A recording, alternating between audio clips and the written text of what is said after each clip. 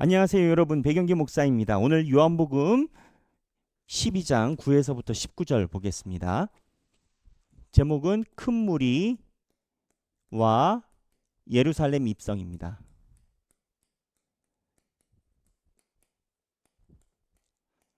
12장 9절에서부터 19절까지의 말씀입니다. 자, 여기 보면 희한한 사건이 있어요. 첫 번째는 유대인들이 나사로까지 죽이려고 해요. 그리고 두 번째는 예수님이 입성하실 때 호산나 다윗의 자손이여 이렇게 외치는 겁니다.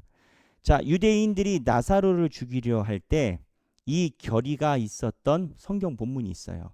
바로 이 전장인 11장 57절이에요. 여기 보면 이는 대제사장과 바리새인들이 누구든지 예수 있는 곳을 알거든 신고하여 잡게 하라 명령하였음이로라. 이미 지도부는 예수를 잡으려고 마음을 먹었어요. 그럼 예수를 잡으려고 마음을 먹었으면 예수를 만나는 사람들은 어떻게 해야 돼요? 신고해야 돼요. 그러니까 예수를 만난다는 것은 무엇이 필요해요? 예수를 만난다라는 것은 큰 용기가 필요해요. 왜? 예수를 봤으면 신고를 해야 되니까. 근데 오늘 12장에 보면 유대인의 큰 무리가 나옵니다.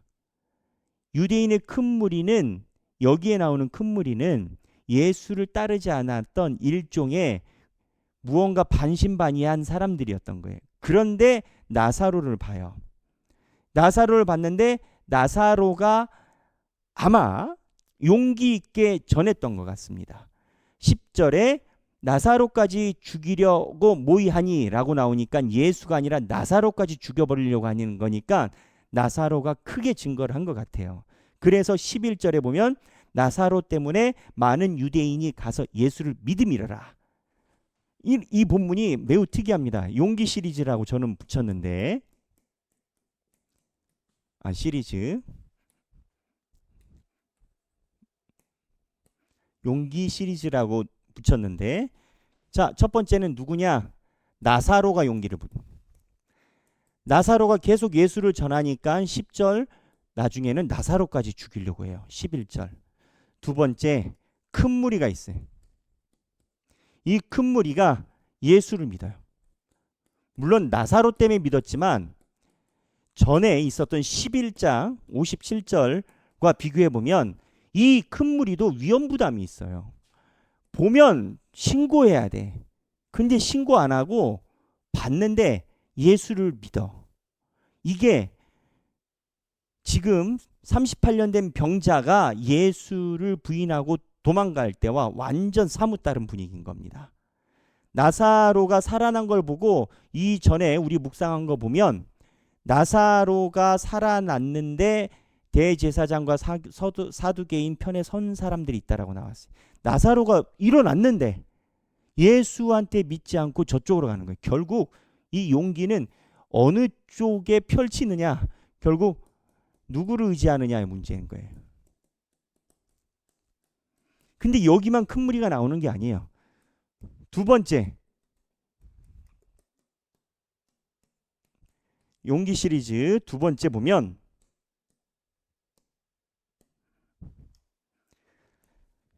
그래요. 여기 보면 자, 호산나 다윗의 자손이여 나오는 건데 9절에 유대인의 큰 무리가 예수께서 여기 계신 줄 알고니 예수만 보기 위함이 아니요 죽은 자 가운데서 살리신 나사로도 보려 함이라라. 이 큰 무리는 또 달라요. 지금 예루살렘 성전에 호산나 다윗의 자손이 한 무리예요. 12절 죄송합니다. 12절에 그 이튿날에 명절에 온 큰 무리가 예수께서 예루살렘에 오신다라는 것을 듣고 이 큰 무리가 나와요. 그러니까 이거는 어저께 만났던 나사로에 대해서 이야기한 용기 시리즈의 그 무리가 아닙니다. 명절에 온 큰 무리가 예수께서 예루살렘에 오신다는 소리를 듣고 종려나무가지를 가지고 호산나 호산나 이렇게 외쳤다라는 거예요. 그러면 자, 여러분 잘 생각해 보세요. 지금 예수님은요 예루살렘에 들어가서 수없이 많은 정쟁에 휘말리셨습니다. 수없이 많은 의혹과 수없이 많은 거짓말, 수없이 많은 비방에 노출이 되셨어요. 팩트를 봐도 예수님처럼 믿지 않아요. 이러한 상황에서 그럼 이 큰 무리는 어디서 왔냐라는 거예요. 왜? 다른 큰 무리는 예수를 떠났으니까. 이 큰 무리는, 그래서 신학자들이 첫 번째 이 큰 무리 중에 일부는 나사로 사건 여기에서 온 무리일 것이다 라고 추정해요. 근데 두 번째가 더 설득력이 있어요. 여하튼 이 큰 무리는 소문은 들었어요. 소문 들었어요. 그런데 소문을 듣고 예수를 믿는 거예요. 똑같은 소문을 들어도요, 어떤 사람은 그 소문을 믿고 어떤 사람은 안 믿는 거예요. 제가 예전에 섬겼던 교회에서 그런 일이 있었어요. 권사님 신방을 갔는데 어떤 분이 담임 목사님을 굉장히 비판하더래. 근데 이 권사님이 그 사람이 비판하는 걸 보고 그 비판이 귀에 안 친 게 아니라 뭐가 안 쳤냐면 신방할 때 우리 담임 목사님 힘드시겠다. 기도해 드려야 되겠다. 이랬다는 제 앞에서 하신 거예요. 그 권사님이. 똑같은 비방을 들어도 예수에 대한 비방을 듣고 대제사장과 서기관에게 가는 사람이 있고 그 비방을 듣고 예수가 메시아이지 않을까 하는 무리가 여기 등장해요. 이 무리들은 요한복음에 사전에 등장하지 않던 무리들이에요. 여러분, 이거 제가 그냥 집중하는 게 아니라 신학적인 흐름이 있는 맥락입니다. 그래서 이 신학적으로 시사하는 바가 있어요. 여기서 우리가 얻을 수 있는 용기가 뭘까요? 여러분, 생각하기. 1. 하나님이 살아계시다.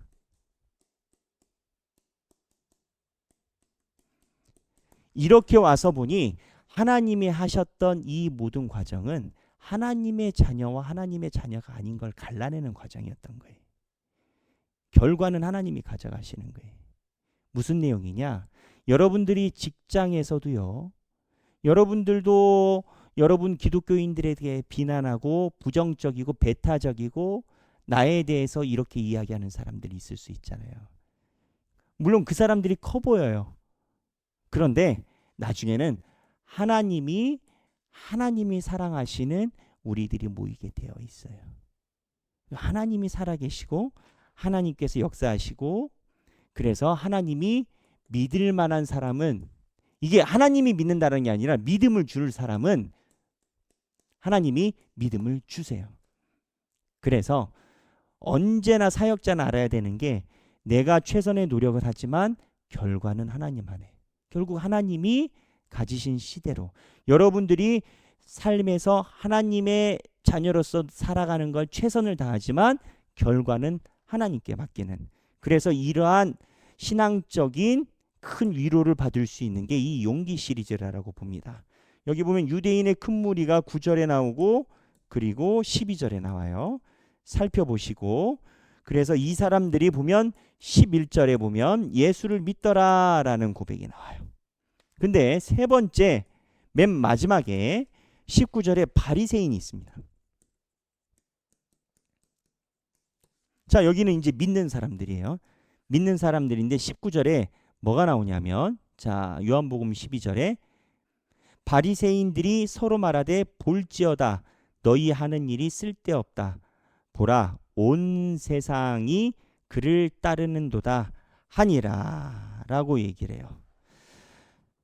바리새인들이 서로 말하되 너희 하는 일이 쓸데없다라는 거예요. 예수 편드는 게 쓸데없다라는 거예요.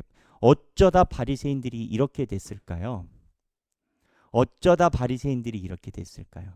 바리새인들은 그들이 가지고 있는 신학에 부활 사상이 있습니다.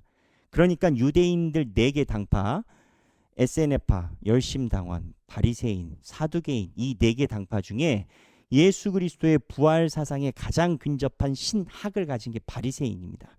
근데 왜 바리새인들이 예수에 대해서 못 알아볼까요? 왜 못 알아볼까요? 바리새인들이 예수를 못 알아본 이유는 그들이 생각하는 자존심 때문에 그런 겁니다. 그들이 가지고 있는 특권에 대한 권위 사상 때문에 그런 거예요. 그래서 바리새인들은 예수님에 대해서 알아보지 못함이 자기들이 가지고 있는 자격지심, 권위 때문에 그런 거예요. 그러니까는 신앙의 구조로 보면 바리새인 이런 거예요. 예수가 있잖아요. 바리새인 있잖아요. 예수가 보여주시는 것을 그대로 받기만 해도 바리새인이 1등 됩니다. 이렇게 받은 사람이 누구예요? 바울이에요. 근데 예수님이 이야기해 준 것을 이대로 받는 게 아니라 바리새인들은 자기네들이 생각하는 게 있어요. 자기네들이 생각하는 거에 예수가 맞아줘야 돼. 근데 이 생각하는 거에 맞아줘야 되는 이유는 뭐 때문이라고요? 권위와 특권의식 때문이에요. 똑같은 밥을 먹어도 내가 이야기하는 밥을 먹어야 되는 건 거예요. 왜? 우리는 바리새인이니까. 우리는 그런 사람이니까. 그래서 바리새인의 자기중심적인 생각이 예수가 보여주는 생각에 오히려 걸림돌이 된 거예요. 근데 이거를 제가 누차 하는 이야기가 있습니다. 뭐냐? 이 바리새인들이 가지고 있는 신앙의 생활과 예수가 보여주고 있는 믿음의 형태가 달라요. 묵상, 하나님의 음성을 듣는 겁니까? 내가 듣고 싶은 것을 편집하는 겁니까? 묵상, 여러분, 하나님의 나에게 해주시는 음성을 듣는 겁니까? 내가 믿는 바를 하나님이 말씀하시는 걸 수집하는 과정입니까?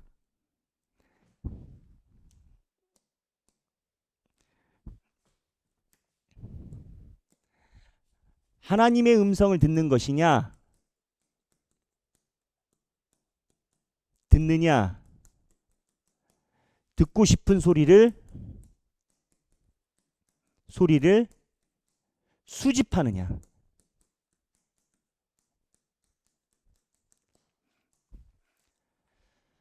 하나님의 음성을 듣는 것이냐? 내가 듣고 싶은 소리를 수집하는 것이냐? 이게 신앙을 가릅니다.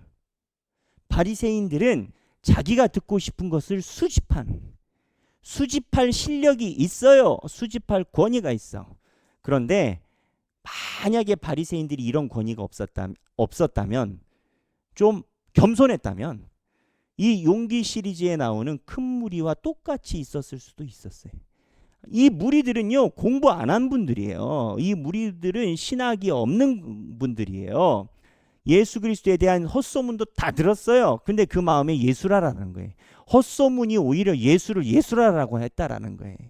바리새인들은요, 다 알아요. 근데 예수 이야기 듣고 더 아니다라는 거예요. 근데 이게 우리 신앙과의 연계점이 이거라는 거예요. 바리새인의 핵심 포인트는 하나님의 음성을 듣기보다는 내가 듣고 싶은 소리를 수집했다는 거예요. 바리새인들이 호산나 다윗의 자손이여라고 얘기를 해도 쓸데없대요. 쓸데없대. 너나 쓸데없으시지. 참 쓸데없대요. 온 세상이 그를 따르는도다 아니라 쓸데없대요. 이런 인식인 겁니다. 생각하기, 나의 신앙은 어떠한가? 나는 하나님의 음성을 듣기 위해서 신앙생활하는가? 내가 바라고 소원하는 것을 수집하기 위한 신앙생활하는가? 지난주 BT 체험방에서 한 성도분이 그런 질문을 했어요. 말씀 훈련 BT를 하다 보니까 결이 달라지는 느낌을 받는다. 설교 때와 또 다르다. 차이가 뭐냐? 물론 설교도 그렇게 들어야 되겠지만 말씀 훈련은 하나님이 이야기하시는 음성이 무엇인지 우리가 귀를 세우는 겁니다. 내가 듣고 싶은 얘기를 수집하는 게 아니라, 큐티가 나쁘다라고 생각하지 않습니다.